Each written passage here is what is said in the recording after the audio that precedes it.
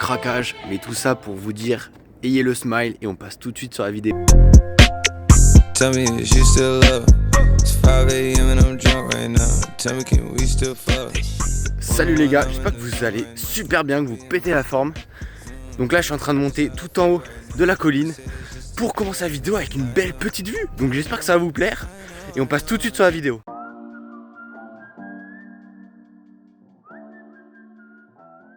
Donc comme promis, on va voir la viennoise aujourd'hui.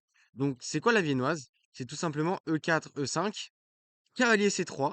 Donc ici il y a deux grandes variantes. Ici dans cette vidéo on va voir cavalier F6. Et donc il y aura une deuxième partie à cette vidéo qui sera cavalier C6. Donc je vous conseille d'activer la cloche si vous voulez être renseigné pour la voir. Donc aujourd'hui on va se concentrer avec F6. Mais tout d'abord, maintenant que je vous ai détaillé qu'est-ce que c'était la viennoise, je vais vous dire tout simplement c'est quoi les points positifs et négatifs de la viennoise et surtout à quel niveau je recommande. Donc tout d'abord, la viennoise, c'est sur E4-5, donc ça arrive pas tout le temps.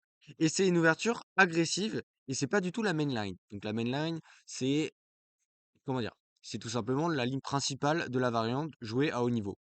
Donc la variante principale est à cavalier F3 pour entrer soit dans des italiennes, soit dans des espagnols ou encore des écossaises sur KSC6. Et ici, on joue KSC3 d'abord. Et l'idée, c'est tout simplement de jouer avec F4. Et ensuite, attaquer le roi blanc et pas perdre. Et après, par la suite, mettre le cavalier en F3 et pas perdre un temps à rebouger le cavalier, jouer F4, etc. pour attaquer. Donc, je le conseille vraiment pour les joueurs d'attaque dans un premier temps. Et cette ouverture, je la conseille vraiment entre 1300 Elo, enfin, avec les nouveaux classements, je dirais 1600, 1700, 1600 Elo, jusqu'à vraiment 2100. Après, moi, j'ai joué jusqu'à je sais que personnellement, j'ai joué jusqu'à 2100-2200, mais c'est pas forcément ce que je conseille parce que par la suite, j'ai un peu galéré. Donc maintenant, on va tout de suite rentrer dans le vif du sujet. Donc cavalier F6, F4, on laisse le pion. Donc ici, plusieurs options s'offrent au noir. Ici, on serait tenté de jouer D6. Donc D6 et un coup.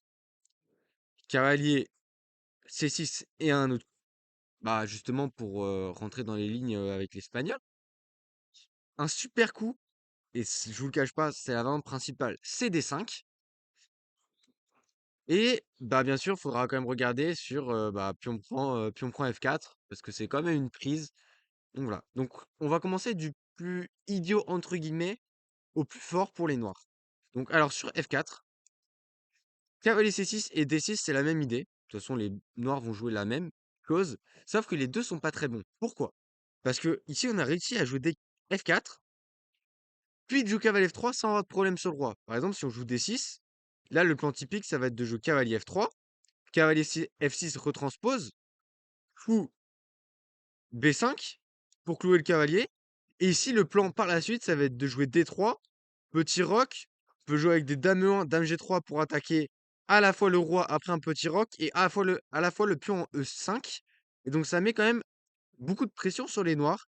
Et ici, bah, les noirs sont juste moins bien. S'ils prennent en F4, on prend le centre.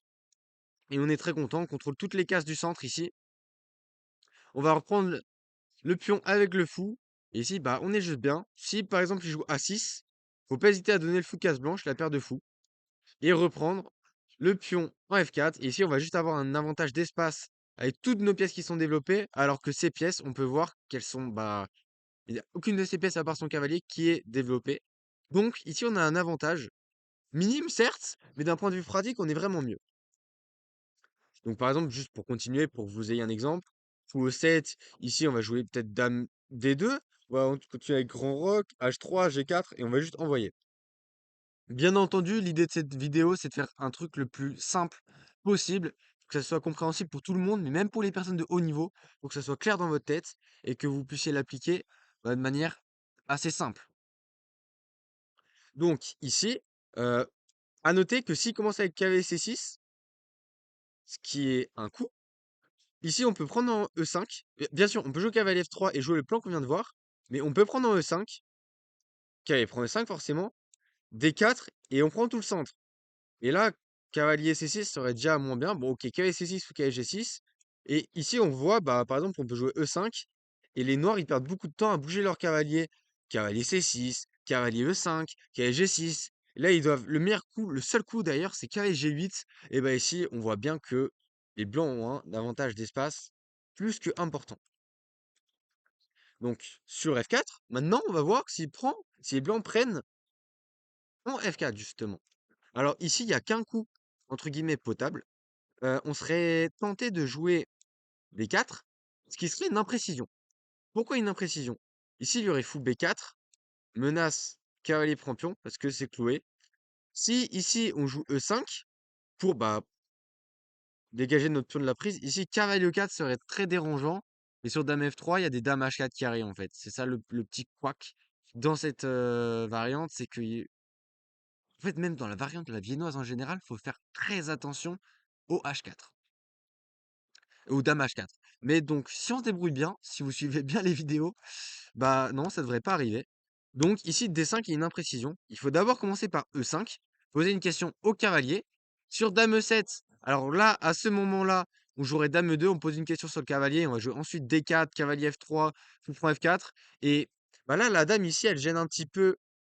C'est pas un super coup parce qu'elle gêne le fou qui voulait se développer en B4. Et donc là, c'est tout de suite déjà plus 1 pour bah, les blancs, tout simplement. Donc sur E5, le meilleur coup serait cavalier G8. Donc là, retour à la case départ. D4 serait une grosse faute, du coup, il faut faire attention tout le temps au dame H4. Cavalier F3 pour empêcher dame H4. Et ici, on va jouer juste D4, fou prend F4, etc. D6 pour poser une question.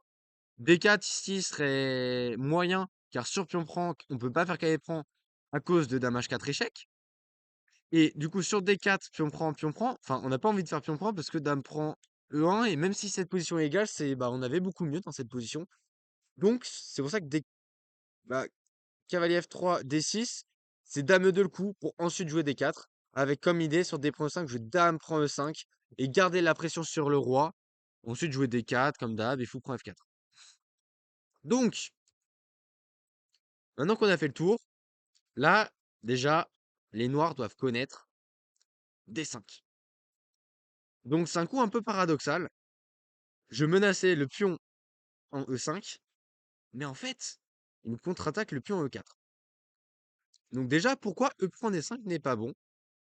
Enfin, pas bon, pas génial, parce que ici, il y aurait E prend F4 cette fois-ci, et en fait, bah ici, les noirs vont juste reprendre le pion en D5, faire fou D6, petit roc, et c'est juste, bah, juste égalité, voire même petit avantage noir. Donc c'est pas génial. Sur D5, pion prend E5, pose une question, KE prend E4, et donc là, maintenant, c'est le moment critique. Et là, je vous propose trois variantes. Donc là, c'est à vous de faire votre choix, de ce que vous préférez. Personnellement, j'ai une préférence. J'ai commencé par ma préférence, mais c'est pas forcément le plus fort contre des adversaires qui vont pas tomber dans le piège. Donc ici, D3 existe, Dame F3 existe, et aussi Cavalier F3 existe. Donc moi, j'ai commencé par D3. Et là, vous allez me dire, mais Phileas, vous avez pas dit qu'il fallait faire attention à Dame H5, Dame H4, tout? Et là, c'est pour ça que je vous conseille cette variante. Parce qu'ici, suivez bien l'enchaînement tactique.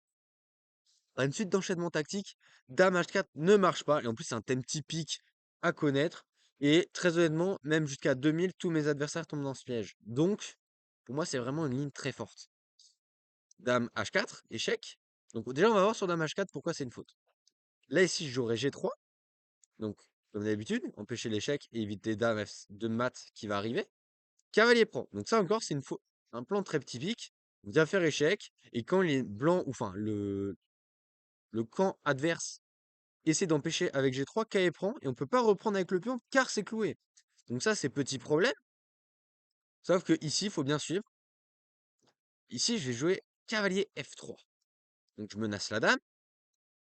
Il faut savoir que la dame ne peut pas reculer, par exemple, en D8, car bah, si la dame bouge et s'enlève de cette colonne H, par exemple, je sais pas, même dame B4, ici, je peux reprendre. Parce que c'est plus cloué, la tour. Et donc, ici, je gagne juste une pièce. Donc, ici, seul coup pour les noirs, c'est pour rester sur la colonne dame H5, en sachant que sur dame H6, bah, bien évidemment, il y a fou prend H6. Et là, c'est là souvent où les adversaires tombent dans le piège. ici, il y a cavalier prend D5. Donc là, c'est un peu dur à comprendre, mais cavalier prend D5, c'est hyper fort. Sur l'échiquier, mais aussi mentalement. Parce que après dame H4, bah, ils vont juste penser qu'ils étaient gagnants. Tout simplement. Les noirs pensaient avoir gagné une partie facile. Et ben non, ici, là, vous êtes mieux. Je menace cavalier prend D7. Cavalier prend F7. Cavalier prend C7, excusez-moi. Ici, déjà, à savoir, si les noirs protègent leur pion, donc je sais pas, cavalier H6 ou un coup de roi, ici, il y aurait cavalier F4, chasse la dame de cette colonne, et on regagnerait ensuite le cavalier. Donc, ils sont contraints de prendre la tour. Bon, après, ils sont contents si ça marche. Sauf que ici, cavalier prend D7, roi D8, prend la tour, et là, bah, j'ai poussé un petit peu pour que vous ayez un répertoire assez solide, parce que c'est quand même une position qui tombe assez souvent. Mais déjà, si vous connaissez ça, vous êtes un peu mieux. L'idée, ça va être de jouer avec fou G2, fou prend cavalier, pousser D4, C3, jouer sur case blanche, faire fou échec, développer sa dame et faire grand roc. Et si vous arrivez à faire ça dans de bonnes conditions, bah vous avez juste gagné la partie. Donc là, l'idée des noirs, ça va être de se développer assez rapidement parce qu'ils ont du retard. Fou G4, fou très intéressant. Fou G2 pour défendre et en même temps attaquer le cavalier. Cavalier C6, bon, ils auraient pu faire ça au coup d'avant, peu importe. Et là, le coup important à savoir, c'est D4, avant de développer son fou, pour éviter de se prendre des cavaliers D4. Par exemple, sur, bah, du coup, fou F4, ici, il y aurait cavalier D4, et bah, on perdrait une pièce, et bah, ça serait pas génial, tout simplement, hein. Je vais pas vous mentir, ce serait pas la folie. La différence, c'est que sur D4, il n'y a pas cavalier prend D4, car dame prend D4. Échec, et on bouge ensuite le cavalier. Donc, cavalier C6, D4. Et là, déjà, bah, les noirs, c'est très compliqué. Le seul coup, c'est F6. Donc, F6, déjà, me demandez pas pourquoi, je comprends pas. C'est juste, bon, pour trouver du jeu, mais c'est assez dur en partie. Et là, vous allez juste jouer fou E3 parce qu'il ne laisse même pas de prendre parce que vous allez prendre. Dame là, grand roc, vous allez prendre un moment le cavalier, mais c'est pas urgent parce qu'il est enfermé. Donc, ça, c'est important de le noter. Donc là, vous serez mieux. Après, qu'est-ce qui peut arriver d'autre? Bah, pas grand-chose, hein. Si je commence par, F6 à chaque fois, vous pouvez riposter avec D4. Voilà. Donc ça, c'est une position assez sereine pour vous, avec un petit avantage et surtout un gros avantage psychologique. Donc ça, c'était le piège. Mais bien sûr, il n'est pas obligé de tomber dans le piège. S'il voit le piège, il va jouer cavalier prend C3, ou s'il connaît. Pion prend C3, et là, ce que j'aime bien avec cette ouverture, c'est que c'est tout le temps des plans simples. Là, l'ordi, très honnêtement, il vous met -0,2, mais avec un bon ordi niveau professionnel, bah, un ordi que j'ai, et encore, c'est loin d'être le meilleur. L'ordi dit que c'est globalement OK. Vous n'êtes pas mieux avec les blancs, mais vous n'êtes pas moins bien. Donc là, si l'idée avec les blancs, c'est de jouer cavalier C3, fou E2, petit roc, dame E1, suivi de dame G3. Donc petite démonstration, fou E6 par exemple, cavalier F3, C5, fou E2, cavalier C6, petit roc, on peut protéger le roi. Là, il est important de noter que cavalier G5 est très fort, tout simplement pour prendre la paire de fous. S'il bouge, bah, cavalier prend F7, roi prend, suivi de petit roc, suivi de G4, et on gagne la pièce, on est juste gagnant. Donc ça, je vous laisserai pousser si ça vous intéresse. S'il va en D7, bah juste petit roc, il y a une petite pression sur le pion F7, et là, c'est encore gagnant. Et s'il prend E5, bah ici, il y aurait tout simplement petit roc, et on va jouer fou F4, cavalier prend, dame E1, dame H4, tour E1, et là, c'est une attaque de maths. Là, l'ordi, il vous donne plus 0,50, mais là, quelqu'un qui défend en dessous de 2000, voire même moi, à 24, voire plus fort, c'est très dur de défendre. Donc, ça serait déjà gros avantage. Donc ici, fou E7 d'abord pour contrôler la case. Petit roc, cavalier C6. Et là, moi, le coup que je conseille, c'est dame E1, dame G3. Et regardez, ici, on voit déjà que c'est que 0,2, mais c'est pas vachement beaucoup, hein. L'idée, c'est vraiment de jouer dame G3. S'il fait petit roc, de jouer fou H6. On peut jouer du tour B1 pour mettre une pression sur le pion. Et bah après, c'est une partie. Vous pouvez jouer KG5 pour choper le fou. Enfin voilà, il y a plein de petites idées. Donc là, c'était ma première idée. Et c'est celle que je conseille d'un point de vue pratique. Sauf que, bah, bien sûr, il y a d'autres idées. Parce que mes vidéos sont de qualité supérieure. Alors, il y avait Dame F3. Donc dame F3, l'idée c'est tout simplement sur cavalier prend, enfin c'est de forcer cavalier prend. Je vous montrerai après, il y a une autre ligne. Sur pion prend, voilà. L'idée ça va être de jouer fou F4, grand roc, fou D3, dame G3 et cavalier F3. Donc, à noter que sur fou E6, bah fou F4, je me développe. Et sur C5, à chaque fois, fou C5 n'est pas très bon, car je vais arriver avec grand roc et du fou C4 pour mettre une pression sur le pion et gagner ce pion. Donc par exemple, sur fou E7, ici, ça serait très mauvais, car fou C4 gagnerait la partie, enfin du moins donne un avantage pour les blancs. Donc ça, c'est un thème à connaître. Alors, qu'est-ce qui peut exister d'autre? Ok, fou E6, c'est un bon coup.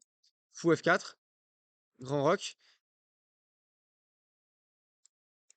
Euh, pardon, C5, grand roc. Et ici, un coup qui était à la mode, c'est H4 pour jouer fou G4. Ça, on me l'a joué plusieurs fois.